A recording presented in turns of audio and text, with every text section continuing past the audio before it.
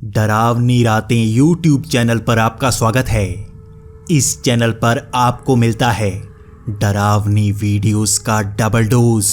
तो अगर आपको ऐसी ही वीडियोस देखना पसंद है तो हमारे इस चैनल को सब्सक्राइब करना ना भूलें।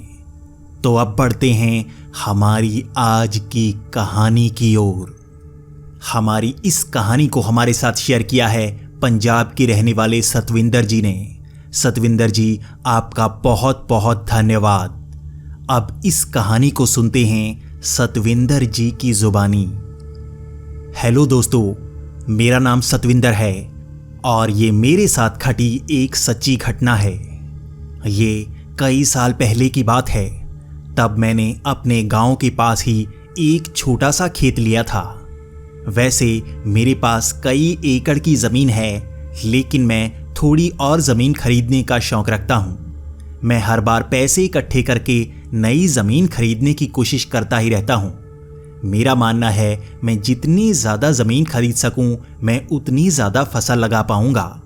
यही कारण होता है कि मैं कम खर्च करता हूँ और ज़्यादा पैसे जोड़ता हूँ और इसी पैसे का इस्तेमाल करके मैं सही रेट पर ज़मीन ले लेता हूँ। यही हुआ था कुछ साल पहले भी।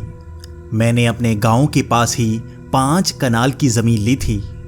ये ज़मीन बहुत ही अच्छी थी, लेकिन मुझे बहुत ही सस्ते में मिल गई थी।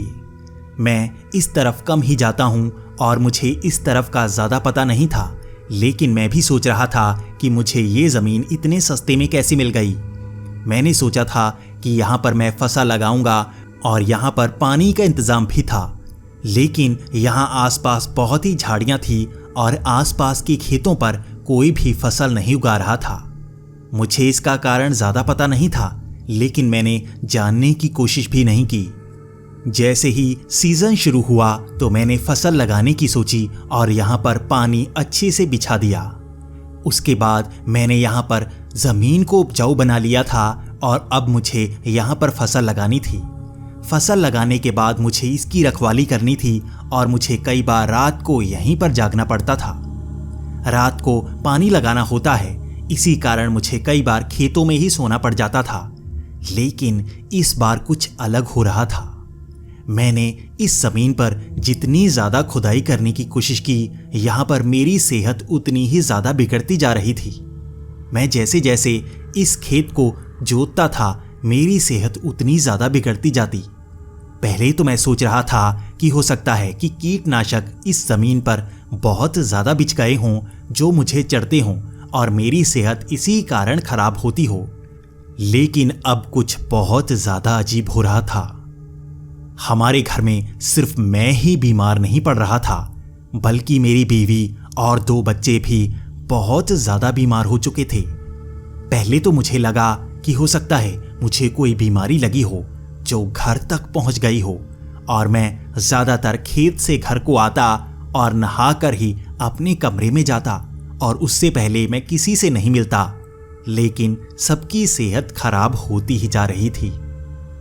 यही कारण था कि मैं घर में सबको लेकर हॉस्पिटल पहुंच गया और वहां पर हमने कई तरह के टेस्ट करवाए, लेकिन डॉक्टर को पता नहीं लग पा रहा था कि हमें हुआ क्या है। हमारी सेहत काफ़ी ज़्यादा बिगड़ रही थी, लेकिन इसका कारण क्या था ये किसी को नहीं पता था। यही कारण था कि लगभग 7 दिन तक हॉस्पिटल में रहने के बाद हमारी सेहत पर कोई फर्क नहीं पड़ा था और वो वैसी की वैसी खराब ही थी। इसके बाद हम घर आ गए, लेकिन आस पड़ोस के लोग यही कह रहे थे कि तुम पर किसी तरह का भूत प्रेत का साया हो सकता है। लेकिन मैं इन बातों पर यकीन नहीं करता। मुझे नहीं पता था कि ऐसा भी कुछ हो सकता है या नहीं। लेकिन उसके बाद मैंने छानबीन करने की सोची, क्योंकि मुझे यकीन था कि पहले मेरी सेहत इतनी ज़्यादा खराब नहीं थी। जब से मैंने वो नया खेत खरीदा था, उसके बाद से ही मेरी सेहत इस तरह से खराब होनी शुरू हो गई थी। तो मैंने उस खेत के आसपास के लोगों से पूछना शुरू कर दिया, आखिर वहां पर क्या हुआ है और उसी खेत को छोड़कर आसपास के खेत को कोई क्यों नहीं जोतता। वहां पर इस तरह से झाड़ियां क्यों लगी हुई हैं। और मैं सबको यही बता रहा था कि मेरी सेहत बहुत ज़्यादा बिगड़ रही है। लेकिन वहां पर लोगों को बताने के बाद मुझे सच्चाई का पता लगना शुरू हो गया। वहां पर कई लोगों ने बताया कि कई साल पहले 2 घरों में लड़ाई हुई थी। इसी खेतों के बीच कई लोगों की जान गई थी और उनका कहना है कि कई लोग लापता भी हो गए थे। यहां पर लोग कहते हैं कि इन्हीं खेतों में उन लोगों को दफनाया गया था, लेकिन पुलिस ने हर तरफ छानबीन की थी, उन्हें कोई कंकाल नहीं मिले थे। लेकिन तब से ये जमीन शापित ही है। मुझसे पहले इस खेत को 5 लोगों ने खरीदा था और हर कोई बीमार होकर ही इसे बेच कर गया। कोई भी ये पता नहीं कर पाया कि यहां पर ऐसा क्यों होता है।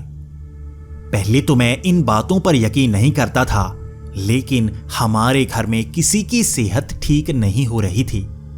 लेकिन अब मेरे पास बहुत ज्यादा पैसे थे और मैं इस जमीन को बेच भी नहीं सकता था। मैंने बहुत कोशिश की, लेकिन कोई खरीदार नहीं मिल रहा था, तो मैंने इस जमीन को दान कर दिया।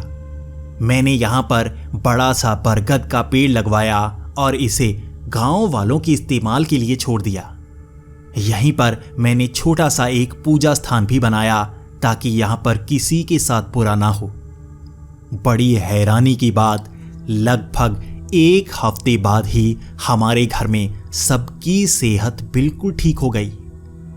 आज तक मैंने उस जमीन का इस्तेमाल नहीं किया है और मैं अपने बच्चों को भी यही कहता हूं कि वो जमीन हमारी नहीं है, हमने उसे दान दे दिया, अब वो जा चुकी है। दोस्तों, मुझे नहीं पता आप मेरी बातों पर यकीन करोगे या नहीं, लेकिन ऐसी घटनाएं जिसके साथ होती हैं उसी को पता होता है। दोस्तों, आपको ये सच्ची घटना कैसी लगी प्लीज कमेंट्स में जरूर बताएं। अगर आप किसी खास तरह की वीडियोस इस चैनल पर देखना चाहते हैं तो उसे भी कमेंट्स में जरूर बताएं।